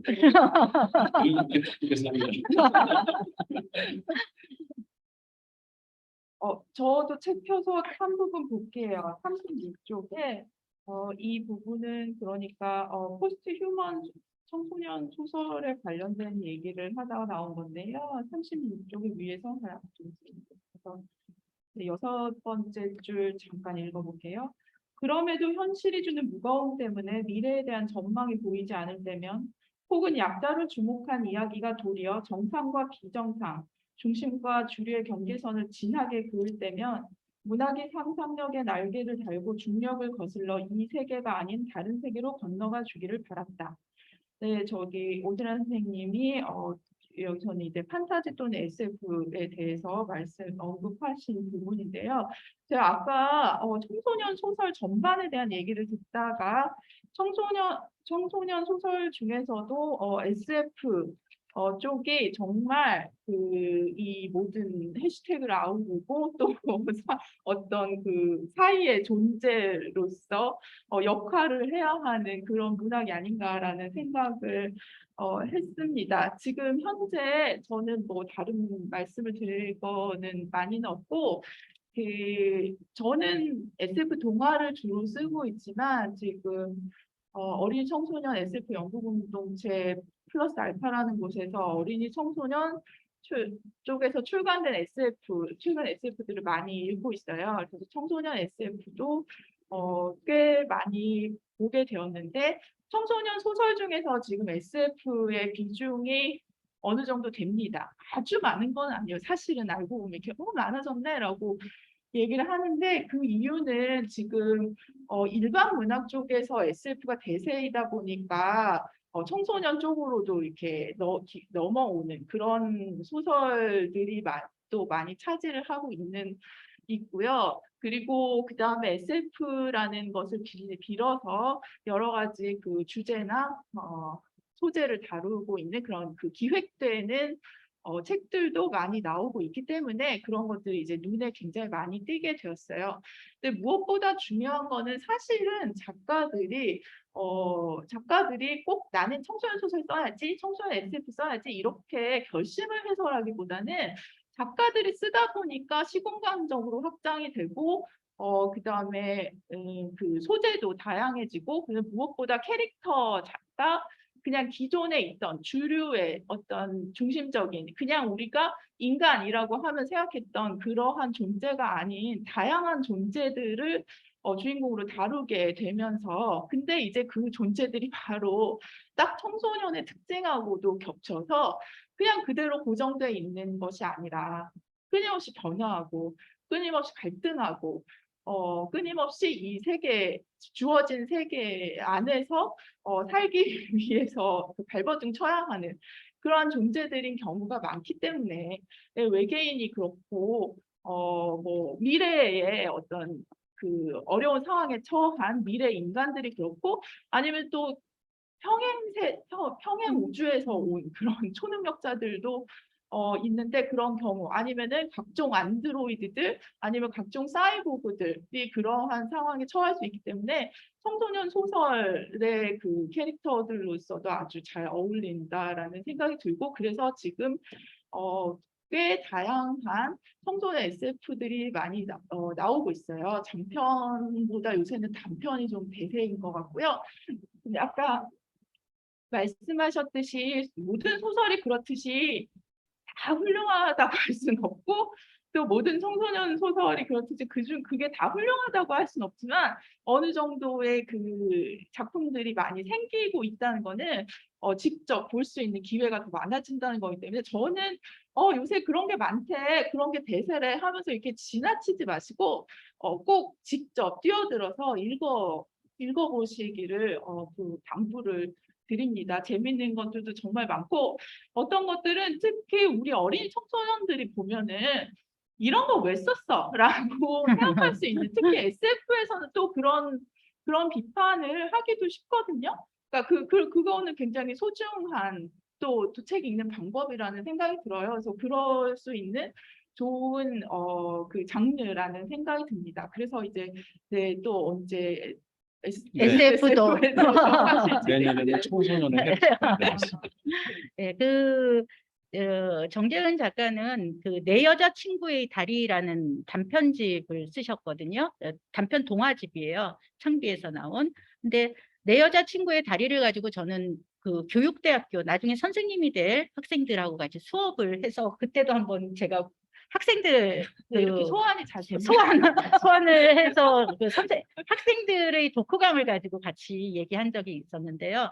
뭐 그 단편집 안에는 아바타 학교라고 해서 거의 우리 메타버스가 있기 전 시대에 17년 전에 이미 아바타 학교라는 그 학교 공간에 아바타들을 보내놓는 그런 동화가 제일 앞에 실려 있어서 그거 가지고 재미있게 수업을 했었는데 그 작품도 있지만 내 여자친구의 다리라는 그 표제작을 좀 말씀을 드리고 싶어요. 지금 이 얘기를 하셨으니까. 거기에서 여자 주인공은 발레리나였어요. 어린인가 청소년인가 그 정도의 연령이죠. 근데 그 발레를 하다가 다리를 다치게 돼요. 그래서 굉장히 발레를 잘하던 그 여자 어린이가 다리를 다치게 돼서 다리에 이제 사이보그처럼 기계로 다리를 장착하게 되거든요. 그리고 다시 열심히 발레를 해요. 그 다리로, 기계의 다리로 열심히 해요. 그래서 콩쿠르에 나가서 1등을 하게 돼요. 그 여자 아이가. 그런데 1등을 했음에도 수상이 박탈돼요. 왜 그랬을까요? 그게 월 자기 다리가 아니라서 자기가 다리가 아니라고 되는 거죠. 예, 일반 사람들이 보기에는. 그런데 기계 다리로 콩쿠르에 1등하는 게 쉬울까요? 자기 다리로 하는 게 자기 다리로 하는 게 당연히 쉬울까요? 자기 다리로 하는 게 쉽겠죠. 저는 뭐 저기 해서 모르겠지만 어떤 기계를 부착하고 무언가를 한다는 게 그렇게 무슨 600만 불의 사나이처럼 척척되는 일은 아니라고 저는 알고 있어요. 근데 그거에 대한 과학 기술도 지금 많이 얘기가 되고 있고요. 그래서 우리가 가진 편견인 거죠. 기계가 했으니까 너는 열외야 뭐 이런 것들도. 그래서 그런 것들도 이제 우리 다가오는 사회에서는 슬슬 고민을 하고 같이 이야기를 하고 그럴 지점이거든요. 그래서 그런 재미있는 동화를 쓰셨기 때문에 저는 그 내 여자친구의 다리 추천합니다. 네, 저도요. 그렇게 편견 없는 세상에서 살아야 되잖아요, 저희가. 그러려면은 이제 이런 좋은 책들, SF 상상력이 풍부한 그런 책들을 많이 좀 읽어주셨으면 하는 바람도 있어요. 네. 과학의 도시 대전에서. 그렇죠. 그 말씀드리니까 책 앞부분을 읽으면서 조금 어려웠어요. 앞부분을. 예. 왜냐하면 되게 이제 그 문학 평론가로서의 그 문체가 앞부분에 좀 많이 나와 있어서 처음에는 고민을 많이 하면서 읽게 되더라고요. 서문만 읽으시면 되는데 그래서 서문만. 뒤로 쭉 가니까 이제 좀 쉬워졌고 자담이 나오니까 자담부터 네. 읽으시면 돼요. 특히 그 인상적이었던 것이 이제 그 신유물론적 관점, 예. 그 기계와 인간, 예. 그리고 장애인과 비장애인 예. 이렇게 다양한 그 존재자, 그러니까 상관자, 그 당사자들이 다 있는데 어떤 특정 뭐 우리가 이제 정상이라고 하는 어떤 개념을 만들어 놓고 그거 아닌 것은 다 이상하게 보는 괴물로 생각하고 뭐 그거를 비정상으로 생각하고 하는 이런 사고들이 옛날 그러니까 예. 교육에서도 많이 그런 게 조장이 됐고 우리 일상생활에서도 대화 속에 이제 그런 단어들이 많이 있고 이런 것들이 문학에서는 이제는 그 경계라는 게 다 사라져야 되고 한다. 그 말이 되게 인상 깊었거든요. 그러니까 이 소설을 쓰는 소재나 그러니까 주제나 이런 측면에서 청소년 문학이 가져야 될 것만은 아니겠지만 앞으로 문학이 나아갈 어떤 뭐 작가들의 태도 이런 측면에서 좀 우슬한 작가님의 그 의견을 좀 듣고 싶습니다. 예, 제가 아까 그 정재은 선생님이 얘기하신 그 대목이 어떤 이야기냐 하면은 제가 이제 저도 리얼리즘 세대고요. 예, 한국 문학은 사실은 리얼리즘 문학이거든요. 판타지의 나라는 영국이에요. 그래서 영국 사람들의 판타지 문학과 여러분 요번에 엘리자베스 여왕 그 장례식 혹시 보신 분 계신지 모르겠는데 저는 굉장히 좀 단순 작업을 해야 되는 일이 있어서 그 장례식을 처음부터 끝까지 보게 됐어요. 화면으로 이렇게 쓰게 됐는데 마지막 장면에서 보니까 그 성당에서 장례식이 거행되는 맨 마지막에 이제 관이 지하로 내려가는 그 장면을 보면서 아, 호그와트가 왜 그려져 있는지 알겠다. 호그와트 같은 그런 상상을 하기 위해서는 저런 교회가 필요했구나. 그래서 저는 이제 결론적으로 판타지가 우리나라의 정통은 아니었다. 그러니까 거기서 얘기해요. 판타지 소설에서 얘기하는 거 판타지요. 이게 또 동화는 좀 다른 판타지지만, 예. 그런데 리얼리즘이 강세인 나라이다 보니까 또 어떻게 보면은 리얼리즘은 사회적 약자를 그려주려고 노력하는 장르이기도 하거든요. 여러분 보시면은 좋은 리얼리즘 장르는 전부 사회적 약자에 대한 편을 들어주는 문학들이에요, 사실. 그런데 편을 들어준다는 것이 간혹 가다가 경계를 지어놓고 편을 들어주는 경우가 있어요. 나는 정상이니까 아닌 사람을 도와줘야지 이렇게 되는 경우가 있잖아요. 측은지심. 예, 측은지심. 근데 여기 제가 인용한 철학자들에 따르면 어떻게 하면 측은지심은 플러스이지만 자칫하면 그것은 마이너스의 혐오의 감정하고 마찬가지로 사회를 바꿀 수 없을 수도 있다라는 얘기를 해요. 그 이유가 뭐냐면은 나와 너를 계속 경계를 짓는다면 영원히 그 경계가 있을 수밖에 없다는 거죠. 그런데 나를 사회적 약자 소수자로 자리매김시킬 수 있거든요, 사실은. 예. 외국에 나가 보신 분은 아시겠지만 저는 인종차별을 많이 겪었고요, 외국에서. 예, 그리고 이렇게 말을 잘하잖아요, 제가. 미국에 가서 도서관에 가서 사서하고 얘기를 하는데 내가 평론가다. 딱 그 말 한마디 한 다음부터 그 다음부터 말이 안 나오는 거예요. 또 아니 그 영어로는 어떻게 제가 이렇게 설명을 할 수 있겠어요? 그래서 그때 버벅거리는 사람들이 어쩌면은 자기만의 생각이 굉장히 깊이 있는 사람일 수도 있는데 언어가 안 돼서 얘기를 못하는 사람도 있잖아요. 그게 바로 저거든요. 그래서 조금만 생각해 보면 우리가 전부 사회적인 약자가 되는 그 위치에 있다라는 걸 금방 알 수가 있어요, 사실은. 그래서 그렇게 생각을 하셔도 좋지만 사실은 지금 얘기한 SF나 판타지에서는 그 경계를 좀 훨씬 뛰어넘는 게 유연하고 자유로울 수가 있어요. 그래서 제가 판타지에 빠지게 된 계기이기도 하고요. 예, 그래서 조금은 앞으로의 사회를 위해서는 사실은 리얼리즘 작가들이 지금 제일 쓰기 어렵다고들 하세요. 예. 왜냐하면은 예전하고 달라져서 악역을 등장시키면 사람들이 막 뭐라 하거든요. 혐오 표현이 막 나오는데 이래도 되는 거냐. 근데 그 인물들은 혐오 표현을 써줘야지 이 사람이 악당이다라는 걸 알 수 있기 때문에 그 써줄 수밖에 없거든요. 그래서 리얼리즘 작가들이 정말 난처하다. 어떻게 써야 될지 모르겠다. 대신에 이런 SF나 이런 데는 악당이요. 나는 악당이다 하고 딱 나타나면 악당이에요. 빌런이다 하면 빌런인 거거든요. 예, 그래서 우리가 사회적 약자를 그리는 건 SF나 뭐 판타지나 이런 데에서도 그 동일한 우리가 지향해야 될 바를 그리고 있기 때문에 예, 저는 사실은 청소년 소설 작가들은 기본적으로 그런 시각들을 좀 가지고 있다고 생각해요. 왜냐하면 청소년 자체가 사회적 약자에 해당하거든요. 그래서 그 장르를 쓴다라는 것은 좀 그런 약자에 대한 열린 마음이 좀 있는 분들이 아무래도 계속 그 방향으로 가시게 되거든요. 네. 저도 그 이제 내용을 같이 얘기를 해보고 싶은 게, 이 책의 어떤 처음부터 이제 보면 퀴어 예. 담론에 예. 대한 부분을 계속 예. 얘기를 하시면서 그 담론을 그 청소년 문학에서 다뤄줘야 된다. 그것이 예. 말씀하신 청소년다운 어떤 문학이라고 이렇게 설명을 하시거든요. 근데 그 퀴어 담론이라는 부분이 어떻게 보면 상당히 무겁거든요. 예. 무겁고 또 때에 따라서는 상당히 저항감도 가질 수 있는 예. 그런 부분인데, 이런 어떤 주제를 계속 하면서 어쩌면 우리가 그동안 갖고 있었던 어떤 전통, 뭐 아니면 좀 좋은 어떤 문화, 이런 부분들에 대한 부분이 많이 다뤄지는 것이 더 좋은 게 아닌가. 근데 왜 좀 퀴어 담론 쪽이 더 중요한지 좀 궁금했어요. 네. 제가 말씀드렸듯이 이제 이 두 번째 평론집은 다양한 소수자들 이야기를 이렇게 챕터마다 하고 있잖아요. 그게 청소년 문학에 어떻게 들어가 있는지. 이 제목부터가 사실은 여러분들이 기묘하다라는 단어 많이 안 쓰잖아요.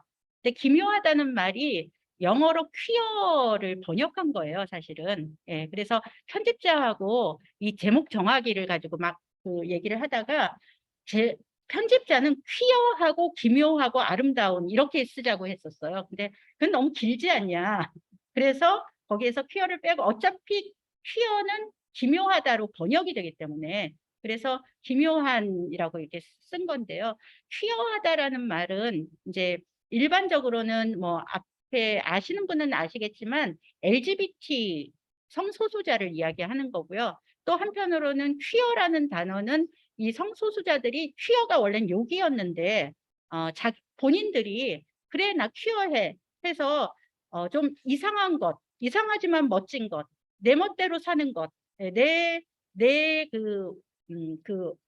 방탄소년단 노래 중에 퍼미션 투 댄스라는 노래가 있는데 요번 부산 공연 그게 퍼미션 투 댄스 공연이더라고요. 근데 퍼미션 투 댄스가 나는 춤을 출 권리가 있고 춤을 추는데 허락이 필요하지 않다는 뜻인데 이게 퀴어하고 이게 통하는 거예요. 근데 가끔 저 이 책 나왔을 때요. 제일 먼저 관심 가져주신 분이 기독교인들이었어요. 왜 관심 가져주셨는지 아시겠죠? 네. 그래서 편집자가 이거 나쁜 의미인지 좋은 의미인지 모르지만 어쨌든 이 책이 거론되고 있어요. 인터넷에서 그렇게 얘기를 하셨고 제가 이런 포럼에 많이 가거든요. 포럼에 많이 가면은 어떤 때는 전날까지도 그 포럼의 장소를 공지하지 않아요. 왜냐하면은 무슨 일이 일어날지 모르길 정도로 한국에서 공격을 많이 받는 그런 담론이기도 해요.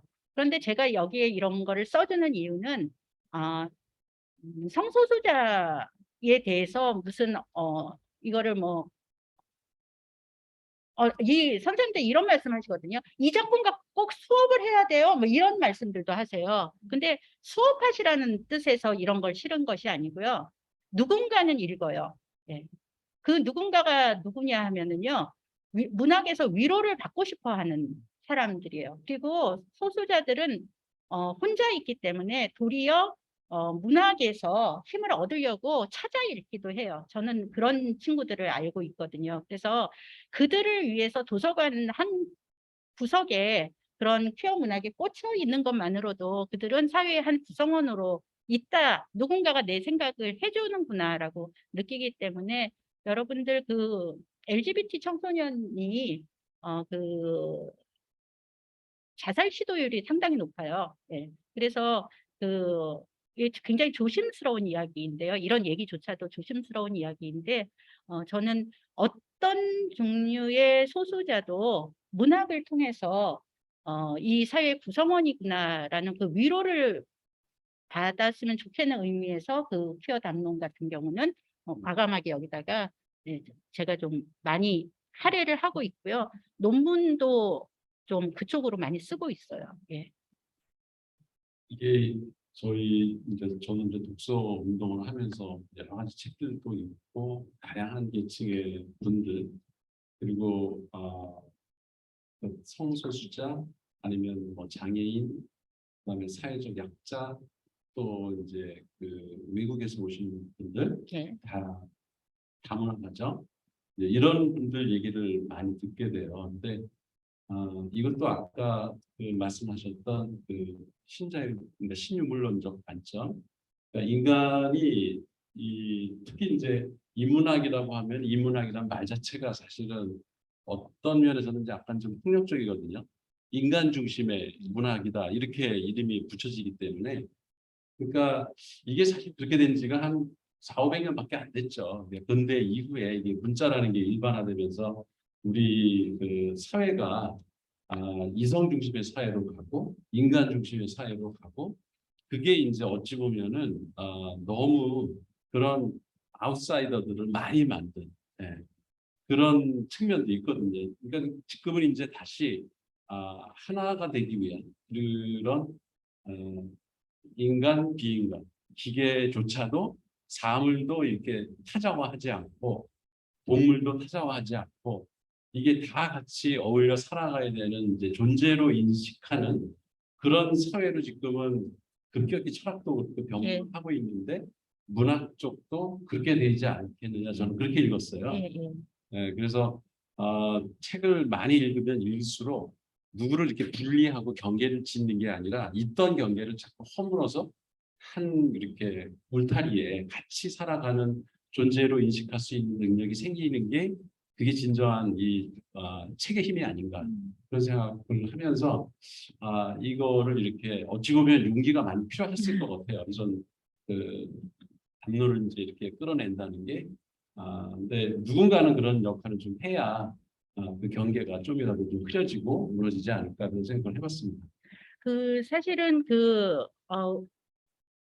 한국에서 또 마찬가지고요. 미국 같은 경우도 기독교 사회이기 때문에 이런 담론이나 사회적인 어떤 논쟁이죠. 논쟁은 굉장히 외국도 마찬가지거든요, 사실은. 예, 근데 우리보다는 그래도 유연한 어떤 힘을 가지고 있기는 하지만 논쟁은 대체적으로 저는 외국에서 나온 퀴어 청소년 문학 외국 작품들이 이제 떠 있는 곳들이 있어요. 그런데 가보면은 그 나라 사람끼리 이렇게 논쟁하고 있는 댓글들을 볼 수가 있거든요.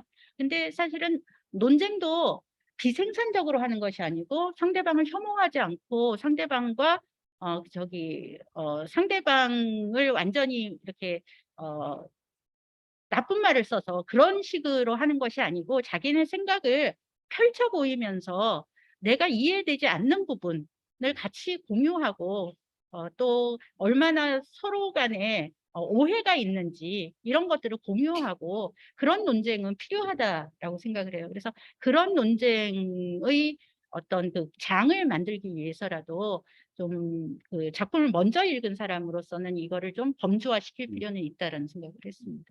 예, 그렇습니다. 이제 지금부터 우리 안중우석의 질문 또 그냥 뭐 질문 아니더라도 가만히 저는 있기 이렇게 힘드시죠? 생각해요. 가만히 있기 힘드시죠? 네. 뭐 자기 생각을 얘기해도 좋습니다. 뭐 이 책에서 다른 소재들은 여기 마이크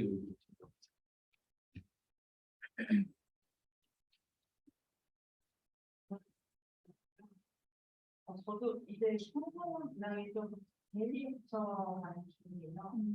지난 중간에 되게 중기가 이번에 나왔고 분위기 놓고 그런 근데 이거 보면서 청소년 문학이 이렇게 많구나 잘 모르고 그냥 어른 책이라고 해서 그렇지만 일반 사람들이랑 신경을 못 썼는데 질문 이거는 홍성관님이 좀 기대하고 있는 이분이 보면 이런 이분들이 작품을 씁니다.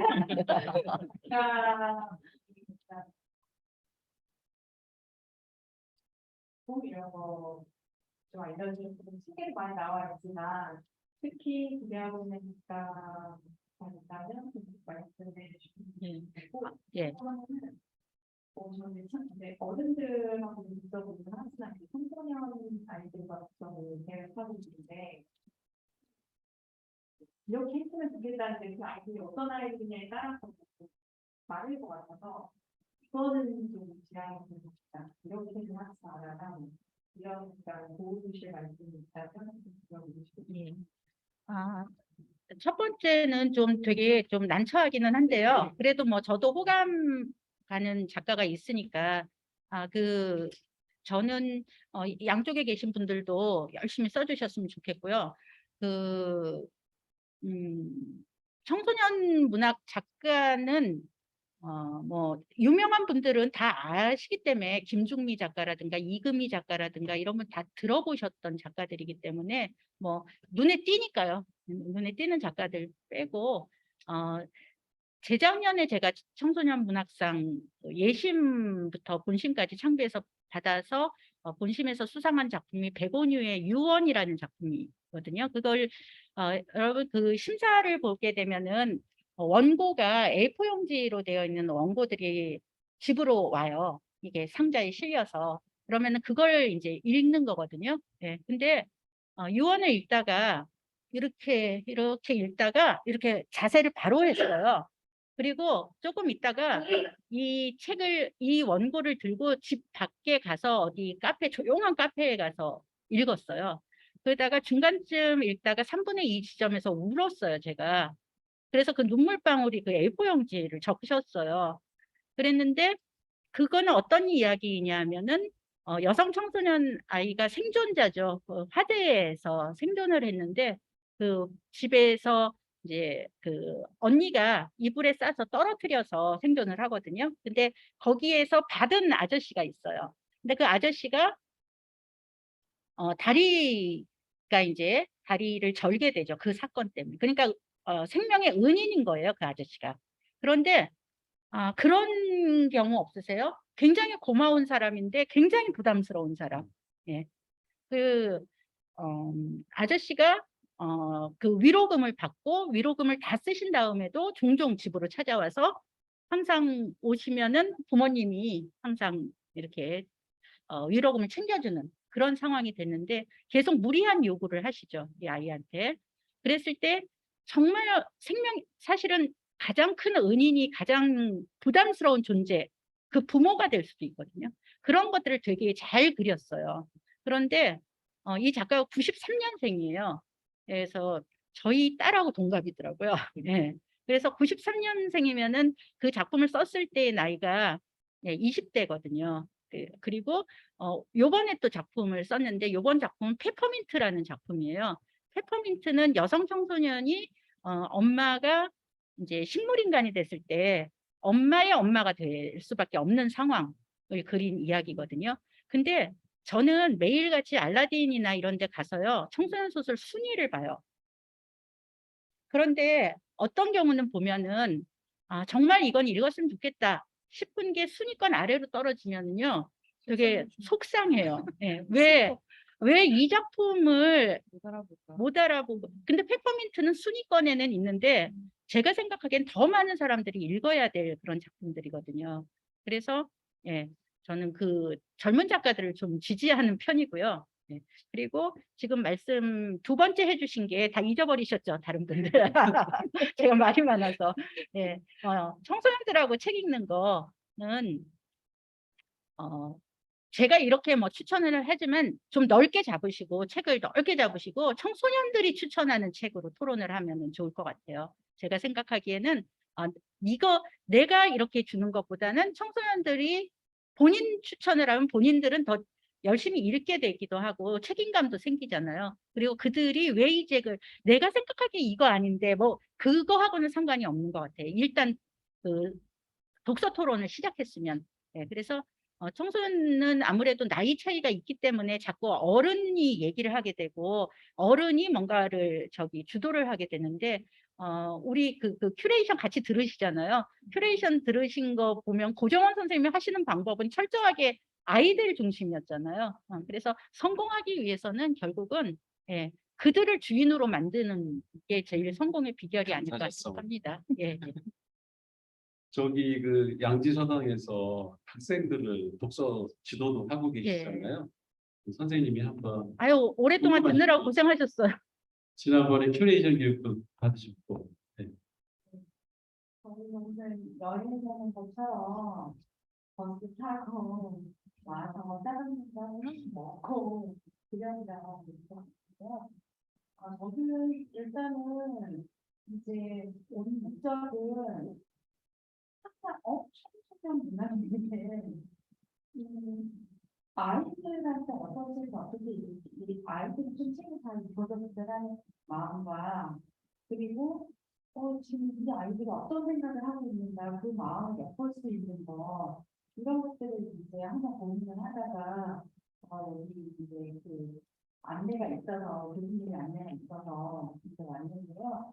말씀을 많이 드리면서 제가 읽었던 그 완득이라는 책 그 책을 읽고 저는 재밌었거든요. 그래서 우리 아이들한테 읽어보기도 하고 이렇게 했었는데 제가 이제 항상 고민하고 있는 그런 부분들은 아이들이 책을 어떻게 재밌게 읽을까, 예, 하고 그것을 어떻게 잘 이 아이들이 자기가 생각하고 있는 것들을 잘 이끌어낼까, 이것이 항상 어른의 욕심에 의해서 이걸 조금 지나치게 하면 좀 거부감을 갖게 되고 이런 부분이잖아요. 근데 이제 저희는 지금 도시 아이들이 농촌에 와서 무슨 일을 하면서 생활을 하고 또 주변에 놀거리도 많고 이렇게 하다 보니까 핸드폰이나 이런 것들은 사용을 하지 않아서 책을 쉽게 접하기는 하는데 아이들이 좋아하는 책을 많이 만화책이라든가 판타지나 이런 것들 또 게임과 관련된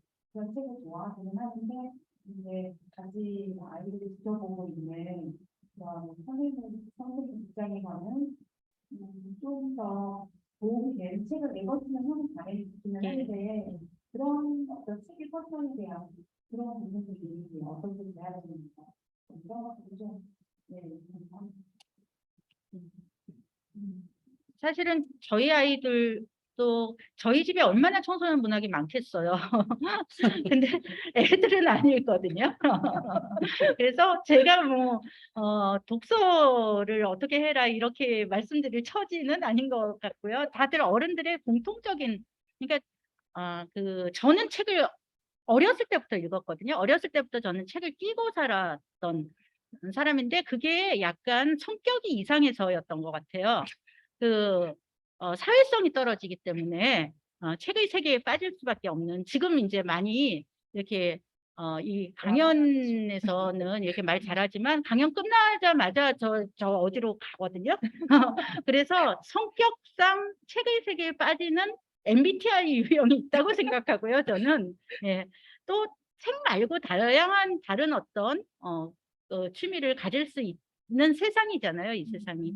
근데 이제 저기 하시는 게 그래서 저는 청소년 부모님한테는 이제 손을 놓으라고 얘기를 드려요. 그거는 제도권에서 만들어줘야 될 부분이고 괜히 부모와 갈등만 빚게 되거든요. 그걸 본인이 잡으려고 하는 순간 청소년기는.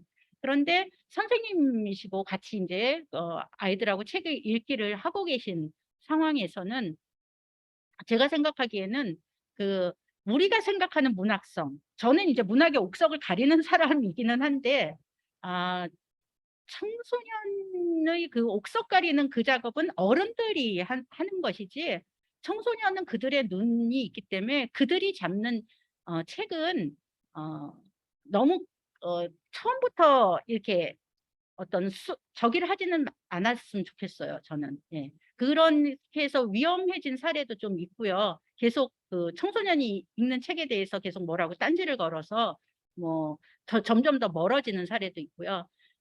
전천당 동화, 전천당 전 되게 반성한 것 중에 하나가 일단 그런 표지와 그런 시리즈는 안 하게 되는데 어린이들한테는 진짜 인기잖아요, 그 작품이. 그렇다면은 응당 내가 읽어야 되는데 그거를 이렇게 밀어두고 있고 그게 어른이 잘못된 자세, 뭔가 거기에 매력이 있기 때문이라고 생각하거든요. 그래서 우리들이 생각하는 문학성이라든가 이런 거보다는 조금 청소년들이 뭐에 흥미를 느끼고 왜 그거에 흥미를 느끼는지를 우리가 공부를 해야 되지 않을까, 그런 생각도 듭니다. 좀 리스트 있으면 저한테도 좀 주세요. 청소년들이 좋아했던 리스트 있으면. 큐레이션 교육 계속 들으세요. 거기서 그런 안내 많이 받고 있고. 근데 이제 저도 대학교에서 학생들에게 책을 읽히려고 별 짓을 다 해봤어요. 근데 아까 이제 학생들이, 그러니까 어린아이들이 선택하는 책을 읽게 하라고 그러는데 그 말은 쉬운데요. 아이들이 뭔 책이 있는지 몰라요, 일단. 그러니까 찾아오라래도 읽고 싶은 책 한번 올려봐. 안 나와요. 뭔 책이 있는지 모르니까. 그래서 어느 정도는 크게 이렇게 큰 울타리를 쳐주고, 그렇죠?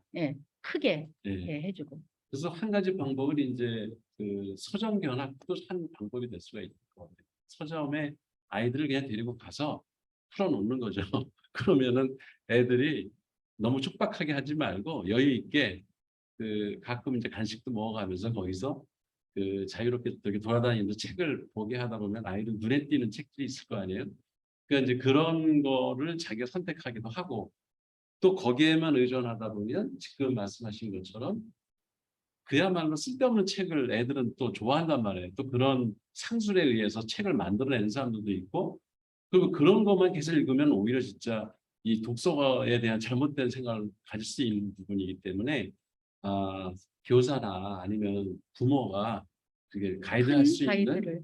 자기가 일단 책을 많이 읽어서 이런 책은 아이들한테 읽히고 싶다면은 좀 자연스럽게 이렇게 토론하면서 질문하고 자연스럽게 책의 울타리가 쳐지는 거죠. 그쵸. 넓은 경계로. 그래서 그 두 가지를 겸하는 게 필요하지 아이들한테만 맡긴다 그거는 아닌 것 같아요. 제 그리고 경험으로.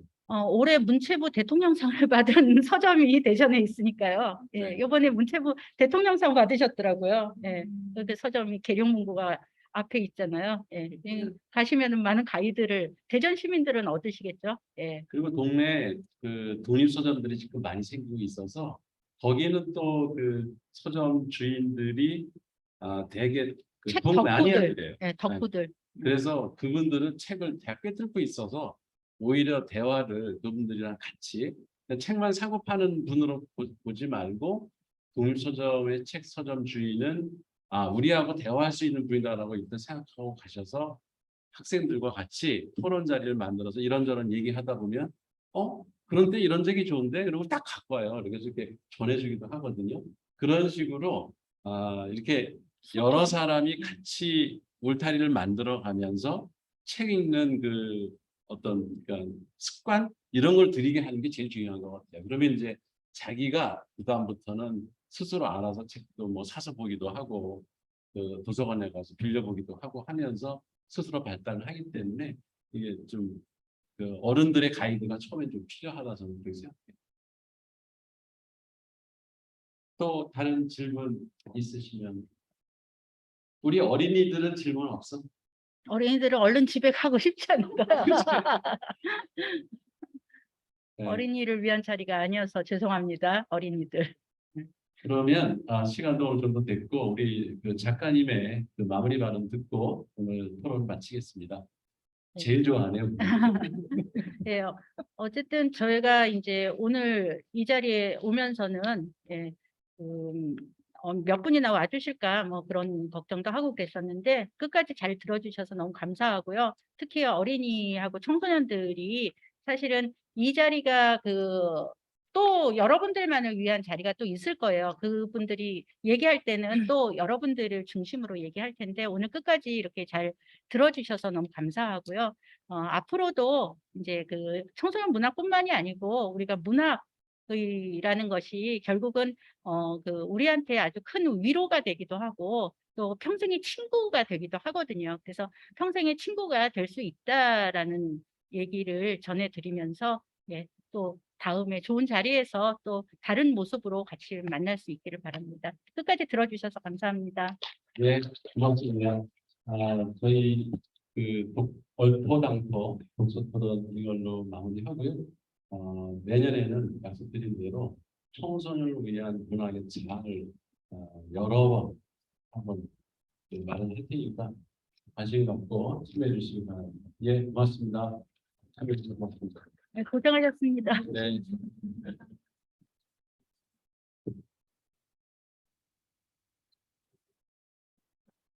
막 엄청 많이